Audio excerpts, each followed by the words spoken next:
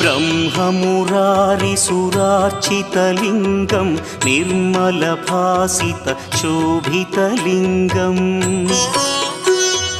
जन्मजदुःखविनाशकलिङ्गं तत्प्रणमामि सदा शिवलिङ्गम्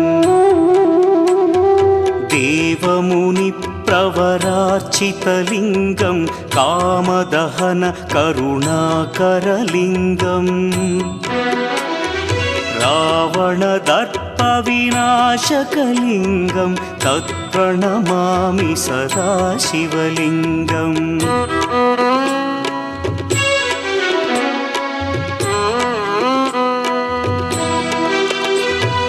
सर्वसुगन्धसुलेपितलिङ्गं बुद्धिविवर्धनकारणलिङ्गं सिद्धसुरासुर